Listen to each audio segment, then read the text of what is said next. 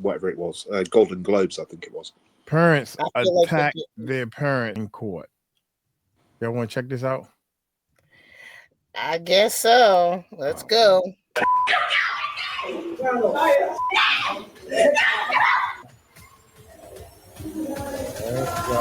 Gone.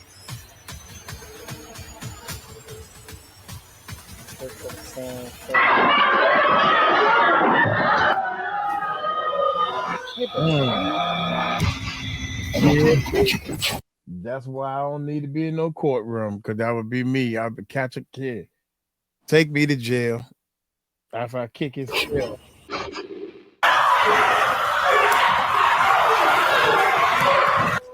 This is 62-year-old Dale Williams, who was facing murder charges in Youngstown, Ohio. In June 2017, Williams ran his ex-girlfriend, Elizabeth Pledger Stewart's car off the road and caused it to crash. Williams then shot and killed the 46-year-old mother of two. After his arrest, Williams pleaded guilty to aggravated murder and weapons charges, facing the possibility of life in prison. He shot. Oh, my God. Williams appeared at his sentencing, where the victim's two sons decided to deliver some justice of their own.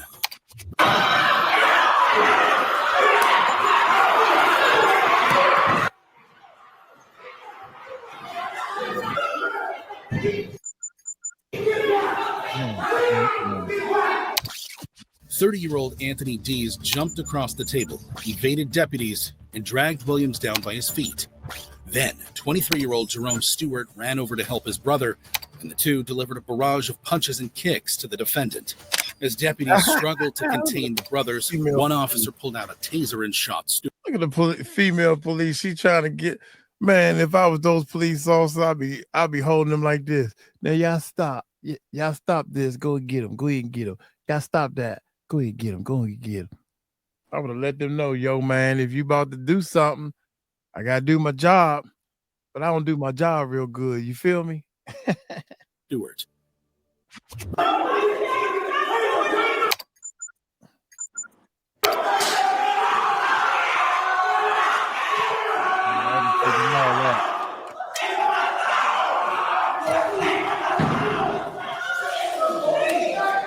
Williams was then escorted from the courtroom as he wiped the blood off his face.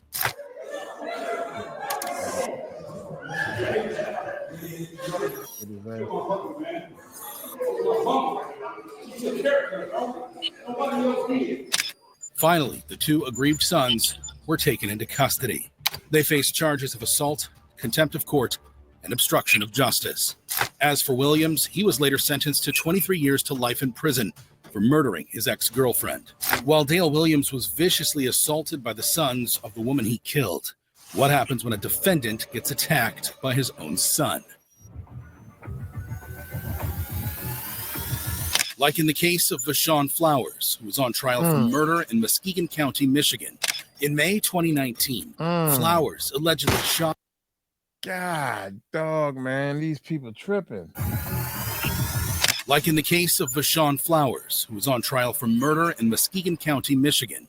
In May 2019, Flowers allegedly shot and killed his wife, Jamie, at their Muskegon Heights home after the two had an argument over cigarettes. Initially, the couple fought for more than a day, after which police arrived and separated the two.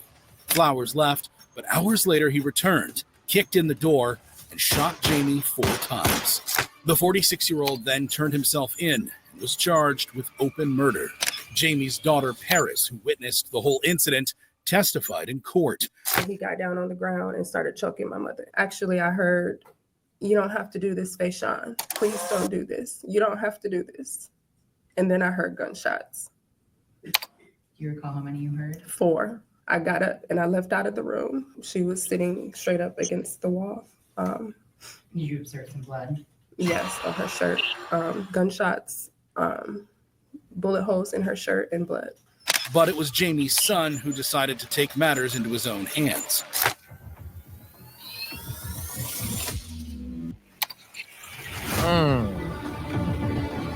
Did he get him? During a hearing, 21-year-old London Jones was seated in the gallery with the rest of his siblings. And suddenly, he leaped over the barricade and headed straight towards his mother's killer. Alert deputies were able to tackle him just in the nick of time.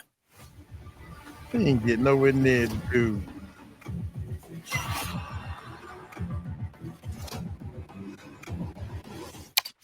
Eventually, the grieving son was restrained and removed from the courtroom. Ultimately, Flowers was convicted of Jamie's murder and sentenced to life in prison. While Vashon Flowers faced his son's fury, what happens when a victim's son attacks his mother's killer? We head to Springfield, Massachusetts, where a hearing is underway for accused serial killer Alfred Gaynor. According to reports, Gaynor terrorized the city. Man, y'all gotta,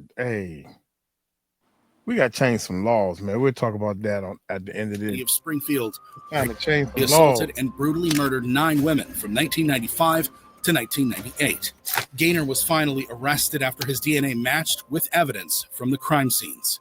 Now at a hearing, sitting in the gallery was one of Gaynor's victim's sons, Eric Downs. 3 deputies surrounded Gaynor, but it wouldn't be enough for what was to follow. Mr. Gaynor's being held in extreme conditions of confinement. He's being held without right to bail.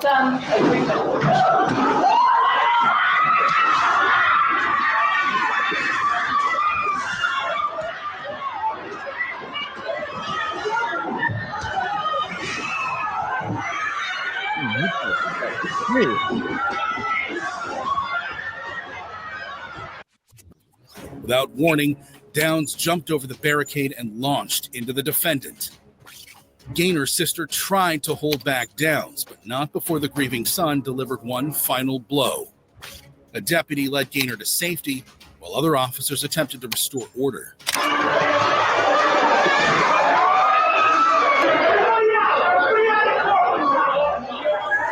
Downs was later charged with assault and contempt of court. As for Gaynor, he eventually pleaded guilty to all the murders and was sentenced to 8 consecutive life terms. If one brother can cause so much damage in court, then how does it compare to 2 brothers attacking a defendant? Like in the case of 24-year-old Jason Howard, who was facing multiple murder charges in Warren, Ohio. In 2006, I think we need more of that. You want to mess up something, and you killed the people. Golly. You couldn't hear me over here saying, the chair, use the chair. Use the chair. Like It should it's be Shrek. 3 levels, dude. You was a serial killer. You killed all these people. Then we got to send you to jail and take care of you for the rest of your life. Nah, dog. It don't work like that. Not in my world. Howard was arrested after he allegedly shot and killed his ex-girlfriend, 27-year-old Jamila West, at her home in Columbus before shooting and suffocating her 3 children to death. Now, at a pretrial hearing, things are about to go out of control. What has Ohio got going on? They seem to be very violent up there. What is going on with Ohio? Well, Like- at her home. Let's not forget about the fact that within 2 days there was 11 children gone missing. Exactly. Like In Ohio Columbus. needs to be investigated. Before shooting and suffocating her 3 children to death. Now, at a pretrial hearing, things are about to go out of control.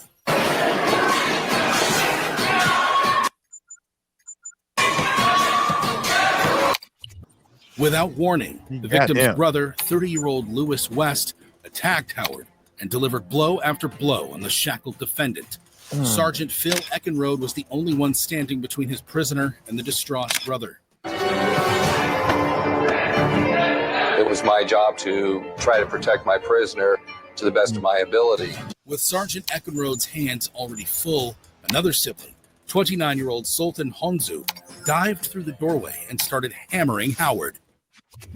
Oh, man.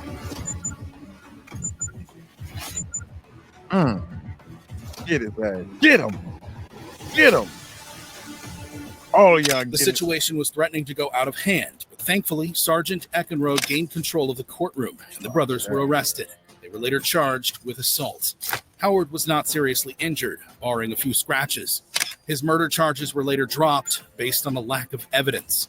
While two brothers delivered their own version of courtroom justice, what happens when a distraught teenager lunges at the defendant?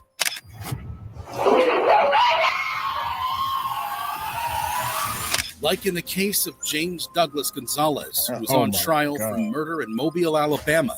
Back in 1992, Gonzalez arrived at a party where he reportedly shot and killed 18-year-old Matthew Hall. Oh my gracious, man. After the two got into an altercation. Gonzalez later claimed he shot Matthew in self-defense. During trial, the victim's father, Matthew Hall Sr., and younger brother, Kevin, waited anxiously in the gallery for the jury to return with their verdict. Eventually, the jury returned and found Gonzalez guilty of a lesser misdemeanor charge of criminally negligent homicide. Feeling robbed of justice, Kevin Hall decided to take matters into his own hands.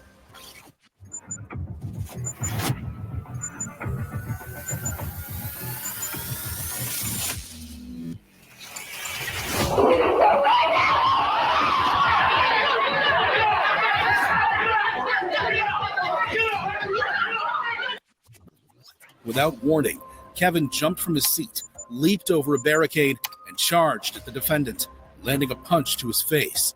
His father, Hall Sr., soon joins the melee.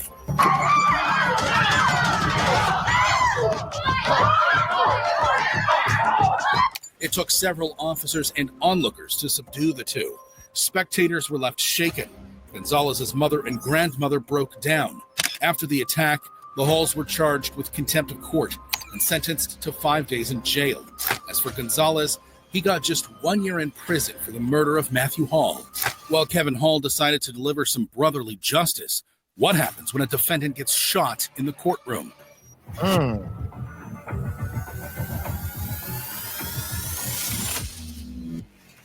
We head south of the border to São José de Belmonte, Brazil. Oh, man, this is in Brazil? Remind me not to go there. Dang. For the murder trial of 38-year-old Francisco Cledivaldo Mariano de Moura. According to reports, in 2012, de Moura shot Francisco Alves at his home in Lagoa Alexandre after the two got into an argument over a donkey. Now, a jury session was underway with the victim's 27-year-old son, Cristiano Alves Terto, sitting at the back, while the defendant sat in front of the courtroom. As Terto stood up, he was about to put a sinister plan into motion.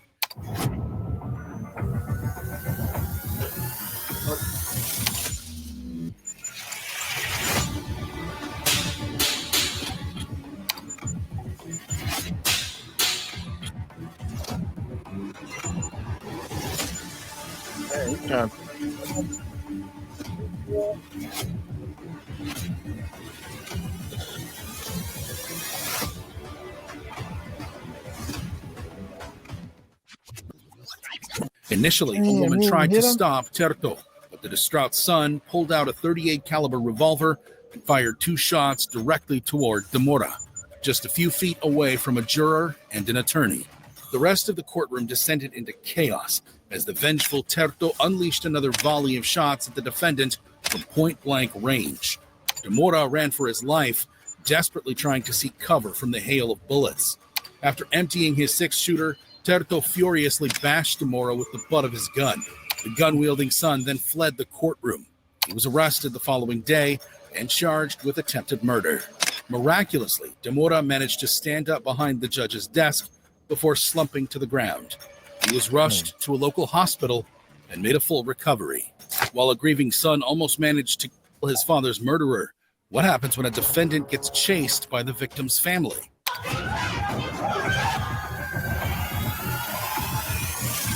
Like in the case of Paul Wade, who's at the Jefferson County Justice Center in Louisville, Kentucky for an arraignment. 3 weeks earlier, police found the bodies of 26-year-old Edward Smith and 24-year-old Alexis McCrary shot dead in the Russell neighborhood. After going through surveillance footage from the area, they arrested 31-year-old Paul Wade. Wade, who was already out on probation, was charged with 2 counts of murder and possession of a handgun by a convicted felon. Now in court, Wade's hearing was presided over by Judge Ann Haney. She had an 8th grader shadowing her who wanted to be a judge one day. She had, oh my God. I changed my mind. I don't want to be a judge. I want to be a secretary. Gallery were the two victims' family members, who immediately got off on the wrong foot with the court deputy. Mr. Eggert is retained on Quiet in courtroom. vacation. Okay, hold on. One more outburst. Ma'am, you're gonna have to leave the courtroom. You're We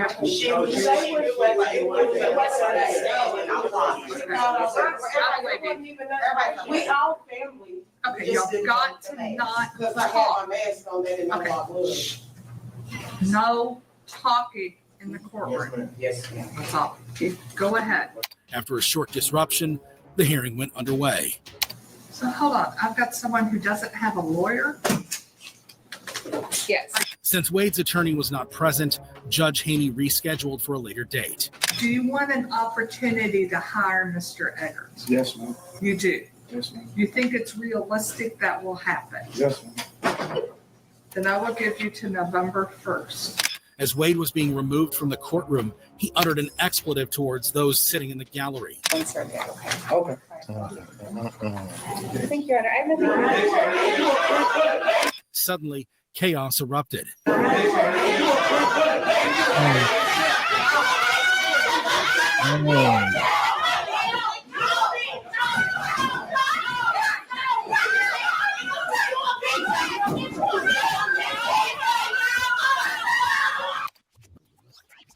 This triggered a chain of events where several family members Dang, they started chasing them down the hallway. hopped over the railing and went after the defendant. 4 of them chased Wade through an open door right behind the judge's bench as Judge Haney and the terrified 8th grader watched helplessly.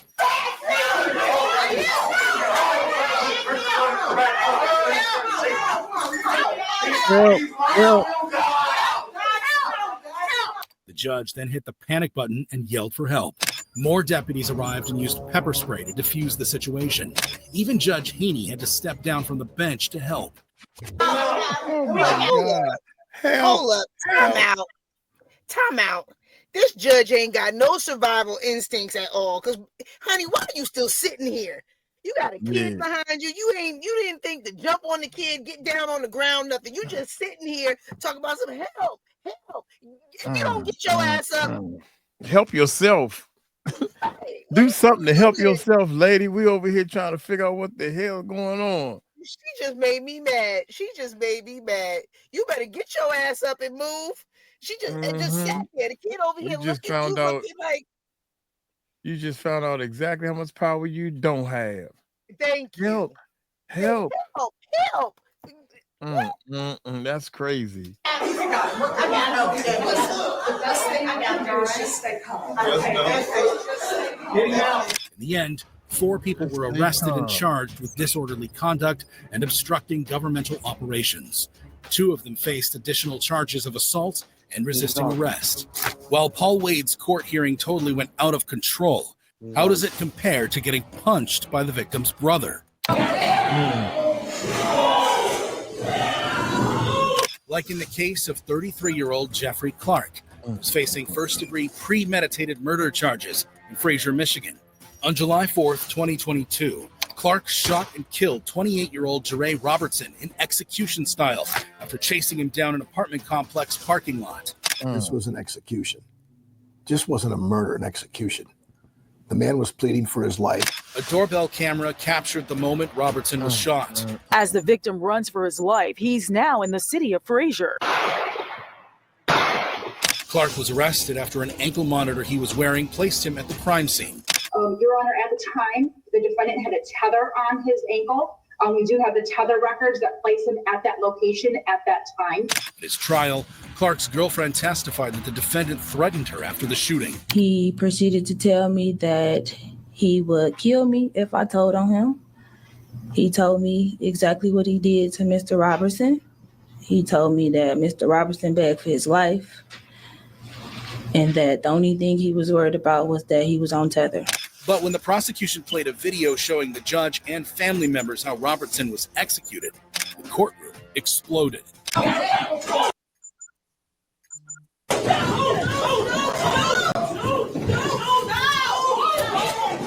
Yo, he trying to fight. This boy got on cuffs and everything, but he's still trying to rumble. Mm-hmm. He don't care. He going to jail anyway. What the hell he doing?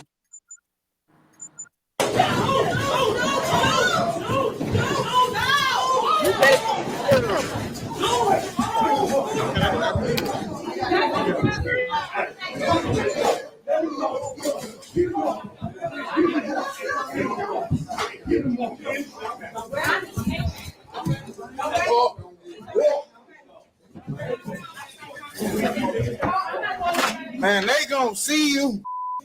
Man, get your dumb ass out Sitting of in here. the gallery Excuse me. watching his brother beg for his life was Robertson's twin, Jerry, who got into a brawl with the defendant. Jerry also clashed with Clark's father, who was upset his killer son got punched. You hit him. Man, he killed us.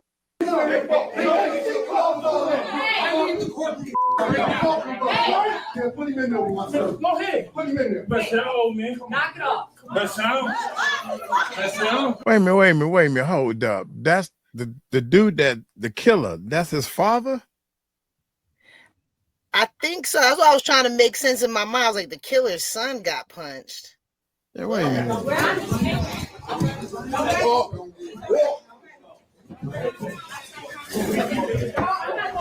Man, they gonna see you. Sitting in the gallery watching his brother beg for his life was Robertson's twin, Jerry, who got into a brawl with the defendant. Jerry also clashed with Clark's father, who was Clark's father. That's Clark is the guy that shot the dude, right? sitting in the gallery watching his brother beg for his life was Robertson's twin, Jerry, who got into a brawl with the defendant. Jerry also clashed with Clark's father, who was upset his killer son got punched. You hit him. Clark's father. You hit him. Man,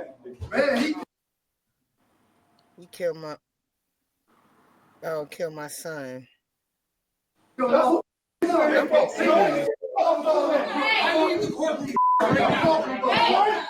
in there with my son. Go ahead. Put him in there. Yeah, he said put him in there with my son.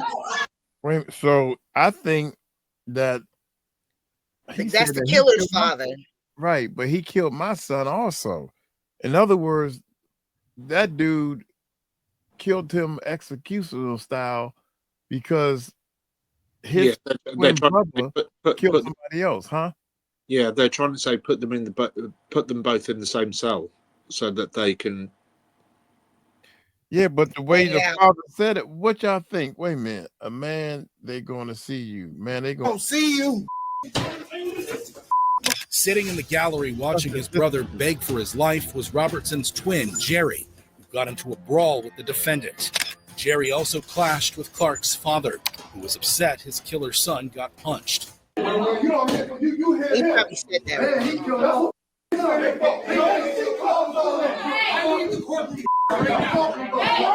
Put him in there with my son. Go ahead. Put him in there. But old man. Knock it off.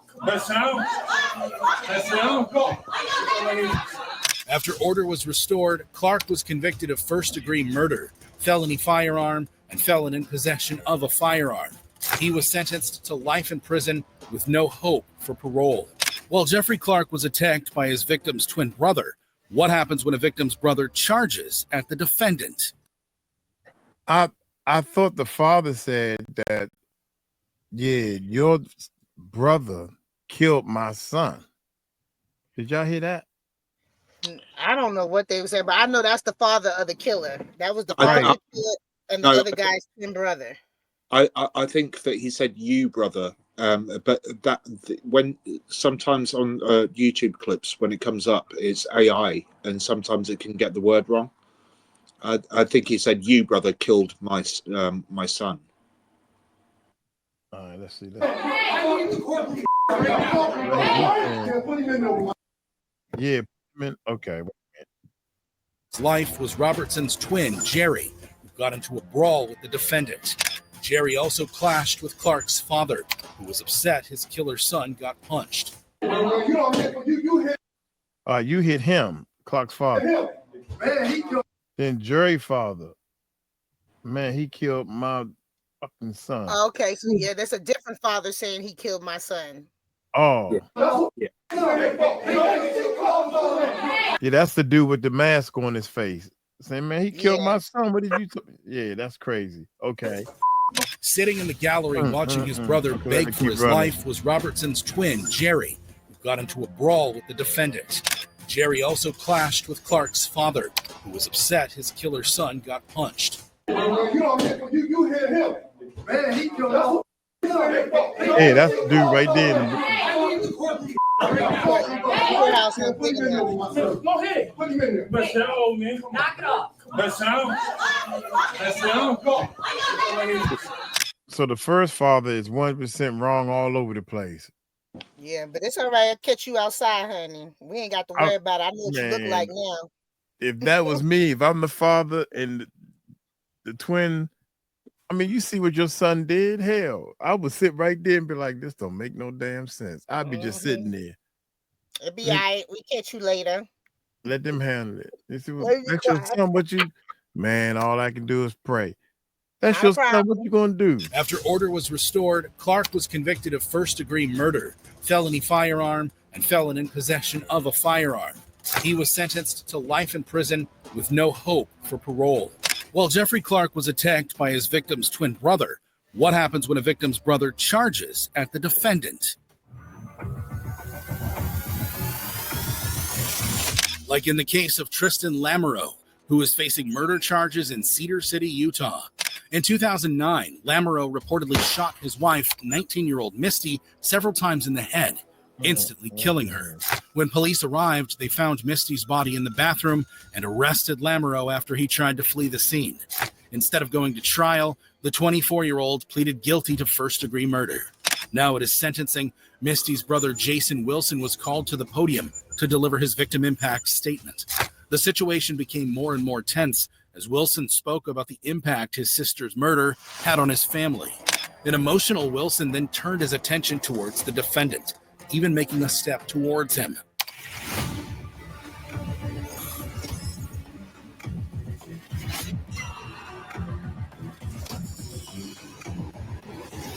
The court bailiffs cautiously stepped in after sensing Wilson becoming increasingly overcome with emotion. But the grieving brother had other ideas.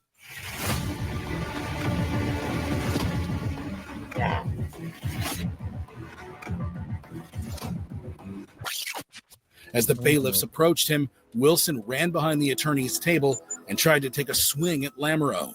But before he could reach the defendant, the bailiffs sprang into action and tackled both Wilson and Lamoureux to the ground. Wilson was restrained and removed from the courtroom. He faced no additional charges. After the dust settled, the courtroom was put back in order and the sentencing continued. Eventually, he didn't even get a punch in.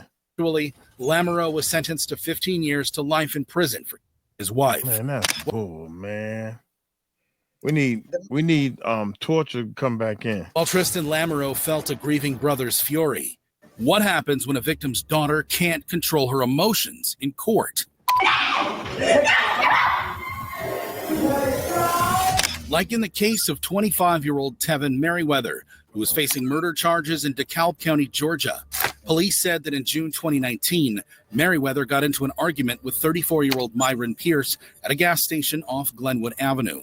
The fight escalated into a physical altercation, with Merriweather ending up shooting Pierce several times, instantly killing the beloved father. Now at a bond hearing, Pierce's 15-year-old daughter, Tashia Campbell, was sitting in the gallery as the defense attorney argued on behalf of his client. This is when the distraught daughter lost it. Age daughter couldn't take it.